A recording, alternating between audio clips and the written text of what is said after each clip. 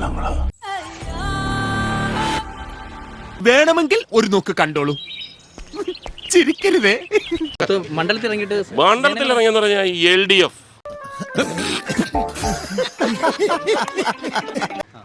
LDF തരംഗമാണ്. അതല്ല ഉദ്ദേശം.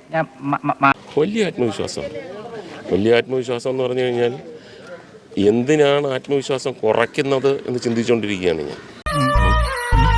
അടുത്ത് എരുമയെ വളയ്ക്കാനുള്ള പരിപാടിയാണല്ലേ? ഇപ്പൊ തലയും കുറിച്ചിരുന്നിട്ട് കാര്യമില്ല. എന്തൊക്കെയായിരുന്നു ശുഭപ്രതീക്ഷ 100% വിജയം, അതിൽ കൂടുതൽ ഒന്നുമില്ല. കിട്ടേണ്ടതൊക്കെ കിട്ടിയല്ലോ, സമാധാനമായല്ലോ. അദ്ദേഹം പറയുന്നത് രാഹുൽ ഗാന്ധി ആർക്കും ആക്സസിബിൾ അല്ല. ഇവിടെ മണ്ഡലത്തെ കൈയൊഴിഞ്ഞു, അവഗണിച്ചു. ചിലക്കാണ്ട് അവിടെ നിന്ന് വല്ലതും കഴിച്ചോ? അവനെ പുറത്താക്കി നീ ഇപ്പൊ പുറത്തായില്ലേ? രാഹുൽ ഗാന്ധിക്ക് ഇതൊരു അശുഭ ലക്ഷണമാണ്. ഈ മണ്ഡലത്തിൽ നിങ്ങൾ നോക്കിക്കോളും.